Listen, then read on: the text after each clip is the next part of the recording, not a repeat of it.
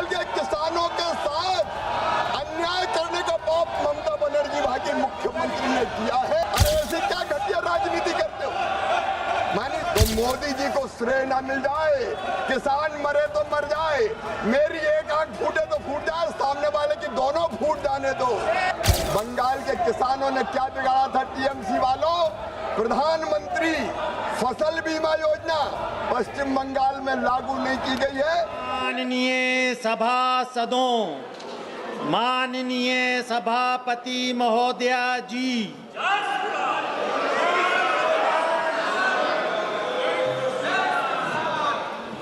प्रश्नकाल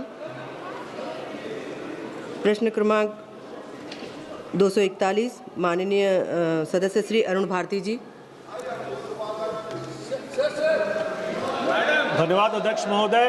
प्रश्न संख्या 241 माननीय मंत्री जी। माननीय सभापति महोदया, एक विवरण सभा पटल पर रख दिया गया है। माननीय सदस्य। माननीय अध्यक्ष महोदय, प्रधानमंत्री धन्य धान्य कृषि योजना के माध्यम से 100 पिछड़े कृषि जिलों के विकास के लिए एक महत्वपूर्ण पहल शुरू की गई है। मेरे संसदीय क्षेत्र जमुई और शेखपुरा आते हैं, जिन्हें सरकार पहले से ही आकांक्षी जिला एस्पिरेशनल डिस्ट्रिक्ट घोषित कर चुकी है और कृषि विकास, सिंचाई और ऋण उपलब्धता के दृष्टिकोण से ये जिले इस योजना के लिए उपयुक्त हैं, लेकिन प्रारंभिक सूची में इन्हें शामिल नहीं किया गया है। मैं माननीय मंत्री जी से जानना चाहता हूं कि क्या सरकार सूची में संशोधन करने या PMDDKY योजना के दूसरे चरण में जमुई और शेखपुरा को शामिल करने पर विचार करेगी? माननीय सभापति महोदय, प्रधानमंत्री श्रीमान नरेंद्र मोदी जी के नेतृत्व में जो कृषि नीतियां बनी हैं, उसके कारण देश के अन्न के भंडार भर रहे हैं। मुझे बताते हुए प्रसन्नता है कि चावल के उत्पादन में भारत ने चीन को पीछे छोड़ के आज भारत दुनिया में नंबर 1 हो गया है। चाहे चावल हो, चाहे गेहूं हो, चाहे सरसों हो, चाहे सोयाबीन हो, हमने उत्पादन में अभूतपूर्व वृद्धि की है। एक तरफ तो प्रधानमंत्री जी के नेतृत्व में 44% 10 साल में खाद्यान्न का उत्पादन बढ़ा है। 44% ये चमत्कार हुआ है। लेकिन वहीं दूसरी तरफ माननीय सभापति महोदय, राज्यों में उत्पादन के बीच में अंतर है। किसी राज्य में ज्यादा हो रहा है, किसी राज्य में थोड़ा कम रह जाता है। और राज्यों में भी, जिलों में कोई जिला उत्पादन में बहुत अच्छा है, कोई जिला पीछे रह गया। और इसलिए माननीय प्रधानमंत्री जी ने एक बहुत विजनरी योजना बनाई कि वो जिले जो एवरेज उत्पादन में कम है, जहाँ उत्पादकता कम है, जहाँ सिंचाई की सुविधाएं कम है, जहाँ ऋण का प्रवाह कम है, ऐसे सभी जिलों को नेशनल एवरेज पर उत्पादन में आ जाए, वहाँ उत्पादन बढ़ाने के लिए विशेष प्रयास किए जाए। इसके लिए प्रधानमंत्री कृषि धन धान्य योजना बनाई है। ये अद्भुत योजना है। इसमें प्रारंभिक रूप से 100 जिले सम्मिलित किए गए हैं, लेकिन मैं माननीय सदस्य अरुण भारती जी को धन्यवाद देना चाहता हूँ।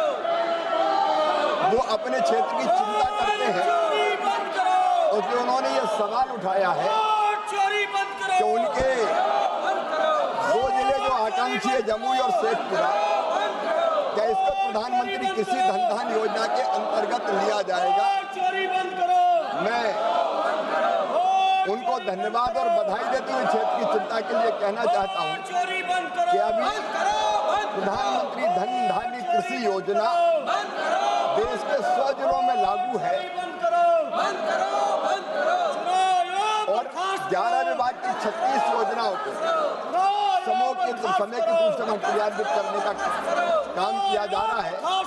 तो अभी तो 100 जिले में ये योजना लागू है।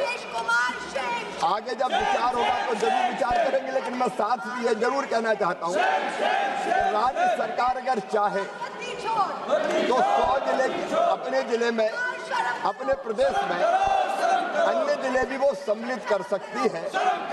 राज्य सरकार से माननीय सांसद जी चर्चा करें और राज्य सरकार सहमत है तो वो इन 11 विभाग की 36 योजनाओं को अपने यहाँ लागू कर सकती है।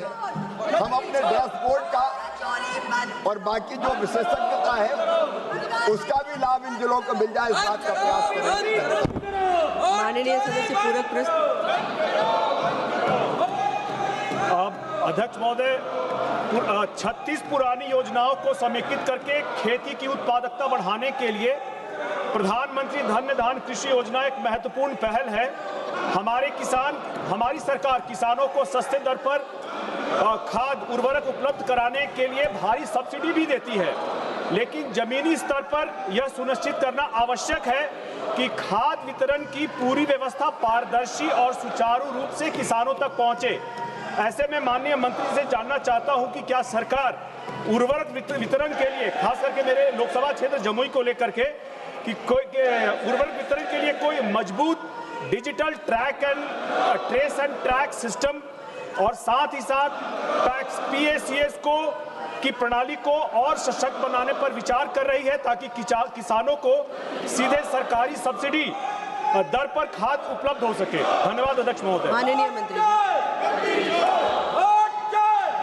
माननीय सभापति महोदय, ये अत्यंत महत्वपूर्ण सवाल है, किसानों के सवाल है, गरीबों के सवाल है, और मैं विपक्ष से आपके माध्यम से प्रार्थना करता हूं कि कम से कम किसानों के महत्वपूर्ण सवालों को चर्चा में आने दें।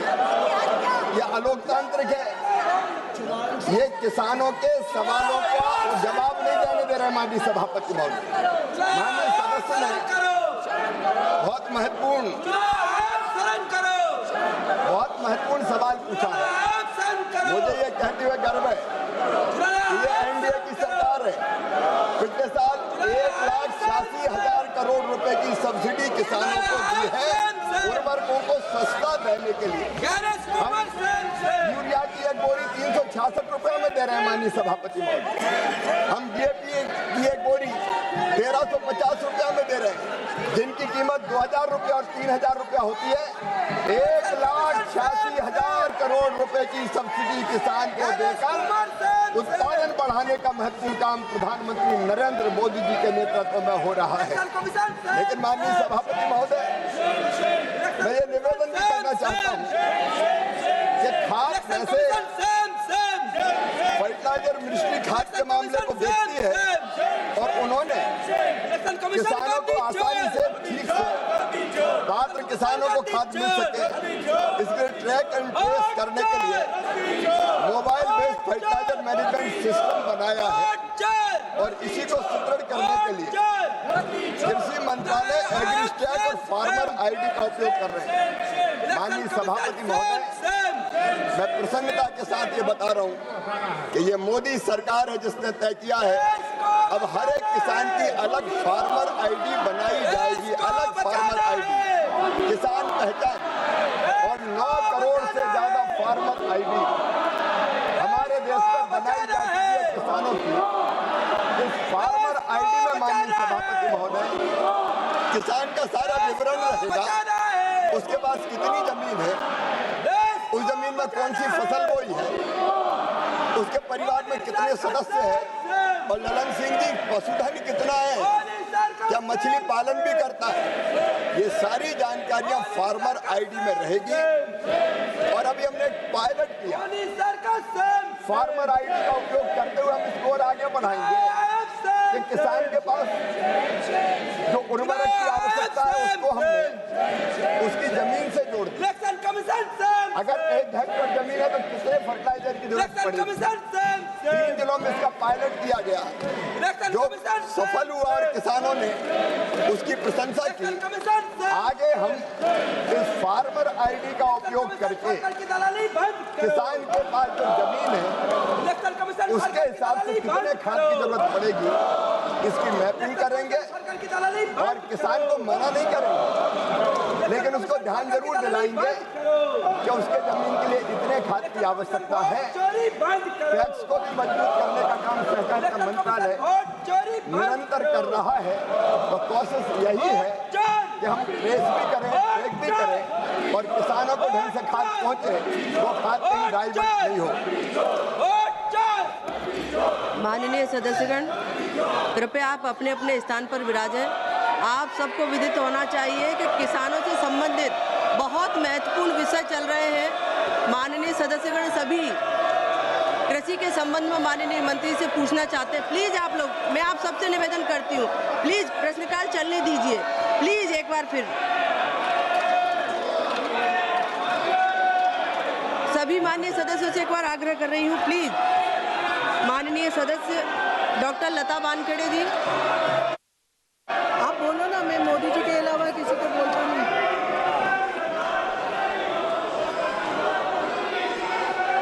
धन्यवाद माननीय सभापति महोदया।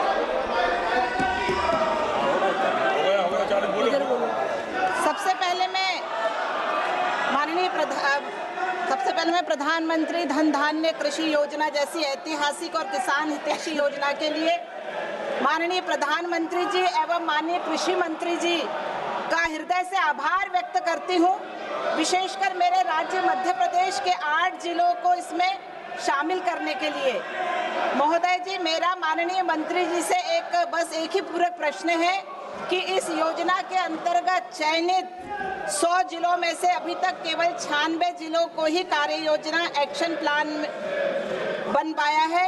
इसके साथ ही केंद्र स्तर से निगरानी के लिए जो केंद्रीय प्रभारी अधिकारी CNO नियुक्त किए गए हैं, क्या सरकार उनके फील्ड दौरों के साथ साथ कोई डिजिटल ट्रैकिंग या किसानों से सीधा फीडबैक लेने की नई व्यवस्था भी जोड़ रही है, ताकि यह सुनिश्चित हो सके कि काम सिर्फ अधिकारियों के दौरों तक सीमित ना रहे और हमारी सरकार की इस बेहतरीन योजना का 100% लाभ सीधे किसानों के खेतों तक पूरी पारदर्शिता के साथ पहुंचे।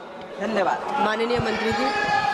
माननीय सभापति महोदय, विपक्ष जो तमाशा कर रहा है वो सारा देश देख रहा है और इसके लिए जनता इन्हें माफ नहीं करेगी। अभी हमारी विद्वान सदस्य श्रीमती लता वानखेड़े जी ने एक सवाल पूछा है कि इसको केवल 96 जिलों में क्यों लागू किया गया है। 100 में से 96 जिले, 4 जिले क्यों छूट गए हैं। माननीय सभापति महोदय, मैं बड़ी तकलीफ के साथ ये कहना चाहता हूँ, बड़े दुख से ये कहना चाहता हूँ कि इतनी महत्वपूर्ण योजना को पश्चिम बंगाल की सरकार ने लागू नहीं किया है, ये पाप किया है। माननीय सभापति महोदय, पश्चिम बंगाल के 4 जिले जिनके साथ ये सरकार अन्याय कर रही है पश्चिम बंगाल की। माननीय सभापति महोदय, 4 जिले जिनके नाम भी मैं बताना चाहता हूं और बंगाल की जनता भी सुन ले। पुरुलिया, दार्जिलिंग, अलीपुरद्वार, झारग्राम, ये 4 जिले हमने प्रधानमंत्री कृषि धन धान्य योजना में सम्मिलित किए थे और ये जिले इसलिए सम्मिलित किए थे कि बंगाल के इन जिले के गरीब किसानों की इन जिलों में उत्पादन बढ़ाया जा सके, उत्पादन की लागत घटाया जा सके, सिंचाई सुविधाएं बढ़ाई जा सके, ऋण के प्रभाव को बढ़ाया जा सके, प्रवाह को बढ़ाया जा सके। लेकिन शर्म आनी चाहिए पश्चिम बंगाल की सरकार को, उन गरीबों को, उन किसानों को इस लाभ से वंचित करने का पाप किया है, पाप। ये यहाँ चिल्ला रहे माननीय सभापति महोदय, पश्चिम बंगाल की जनता ये सुन ले, पश्चिम बंगाल के किसानों के साथ अन्याय करने का पाप ममता बनर्जी वहां की मुख्यमंत्री ने किया है और इसके लिए वहां की जनता माफ नहीं करेगी। अरे ऐसी क्या घटिया राजनीति करते हो माननीय सभापति महोदय, ये कोई राजनीति है कि आप प्रधानमंत्री का नाम अगर किसी योजना के सामने लगाए तो मोदी जी को श्रेय ना मिल जाए, किसान मरे तो मर जाए, मेरी एक आंख फूटे तो फूट जाए, सामने वाले की दोनों फूट जाने दो, किसान बर्बाद हो जाए तो हो जाए, लेकिन योजना लागू ना करो। यह पाप पश्चिम बंगाल की सरकार ने किया है। और माननीय सभापति महोदय, प्राकृतिक कृषि मिशन वो भी पश्चिम बंगाल ने लागू नहीं किया है। प्रधानमंत्री फसल बीमा योजना, बंगाल के किसानों ने क्या बिगाड़ा था टीएमसी वालों? प्रधानमंत्री फसल बीमा योजना पश्चिम बंगाल में लागू नहीं की गई है। ऐसी कई योजनाएं केंद्र सरकार की जो पश्चिम बंगाल की सरकार ने लागू नहीं की है। क्या घटिया राजनीति करते हो? अरे जनता कोई बीजेपी और टीएमसी की होते, घटिया राजनीति करके पश्चिम बंगाल की जनता को मारने का पाप टीएमसी की सरकार कर रही है। सरकार बदलेगी तो सारी योजनाएं लागू की जाएंगी।